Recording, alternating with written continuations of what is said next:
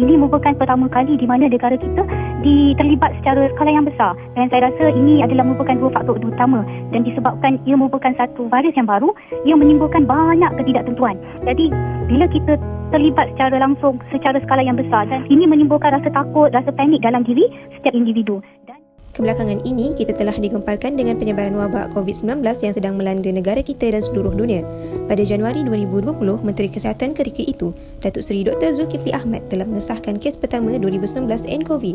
Kini bilangan kes wabak COVID-19 ini menunjukkan peningkatan dari hari ke hari, di mana Malaysia telah mencatatkan sebanyak 4,530 jumlah kes keseluruhan sehingga 11 April 2020.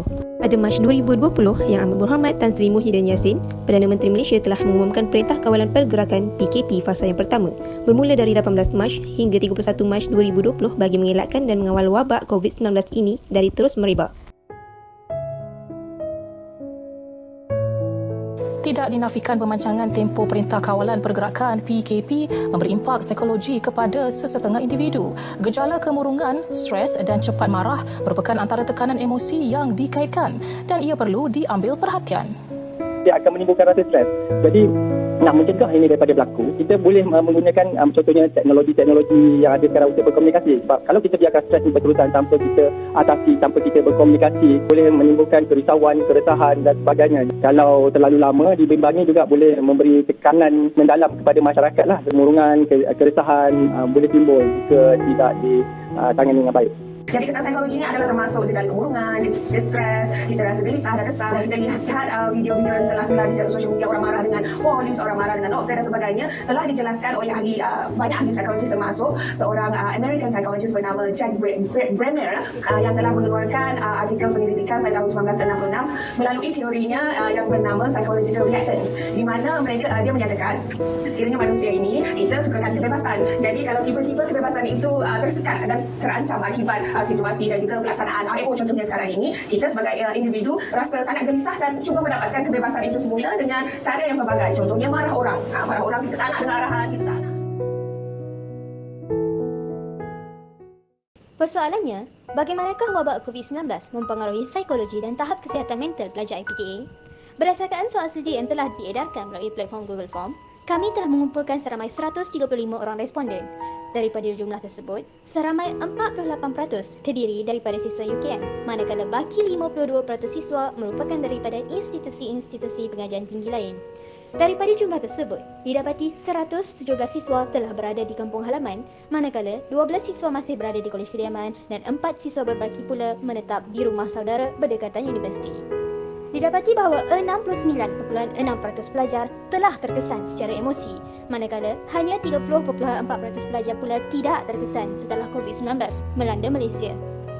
Kemudian, sejak pelaksanaan PKP, 61.7% pelajar dilihat terkesan secara emosi disebabkan PKP, manakala baki 38.3% pelajar mengakui tidak terkesan secara emosi sejak pelaksanaan PKP. Walau bagaimanapun, 87.2% siswa menyatakan bahawa pembelajaran mereka telah terjejas sejak PKP dikuatkuasakan, manakala hanya 12.8% merasakan pembelajaran mereka tidak terjejas semenjak wabak COVID-19 melanda. Walau bagaimanapun, rata-rata pelajar meluahkan perasaan yang negatif semenjak penguatkuasaan PKP. Dapat kita simpulkan berdasarkan survey ini, majoriti pelajar IPTA di Lembah Kelang terkesan secara psikologi semenjak wabak COVID-19 melanda Malaysia. Cadangan untuk mencegah masalah menjadi semakin parah dengan mengaplikasikan 7 tip tersebut. Yang pertama, dapatkan maklumat sahih dari sumber sahih kerana info palsu boleh membuatkan seseorang bertambah cemas dan risau. Kedua, erakan hubungan kekeluargaan. Gunakan aplikasi seperti WhatsApp, Skype dan lain-lain untuk membuat panggilan telefon. Komunikasi sangat penting selain dapat meluahkan perasaan kepada ibu bapa atau kawan-kawan yang rapat. Ketiga, makan makanan yang seimbang. Pemakanan yang betul memberikan kesan baik kepada kesihatan mental selain menyihatkan tubuh badan kita. Keempat, tidur berkualiti. Tidur sama penting dengan makan. Dapatkan tidur yang cukup sekurang-kurangnya 6 ke 8 jam sehari untuk merehatkan badan dan minda. Kelima, bersenam. Pilih dan lakukan senaman yang sesuai untuk dilakukan semasa PKP dan yang paling penting, anda seronok melakukan senaman tersebut. Keenam, sentiasa berfikiran positif. Elakkan daripada membaca atau mendengar perkara-perkara yang memberikan kesan negatif kepada emosi kita. Ketujuh, hobi. Isi masa lapang dengan aktiviti yang berfaedah seperti memasak, membaca, melukis dan lain-lain. Akhir kata, kami berharap agar semua pihak kekal tenang dan patuhi arahan pihak berkuasa. Manfaatkan tempoh perintah kawalan pergerakan ini sebaiknya dengan mengisi masa bersama keluarga tersayang. Buat para mahasiswa yang terkandas di kolej kediaman dan berjauhan dari keluarga, gunakanlah kemudahan teknologi untuk berhubung dengan keluarga di rumah. Teruskan bersabar dan berdoa agar wabak COVID-19 ini dapat ditangani dengan segera.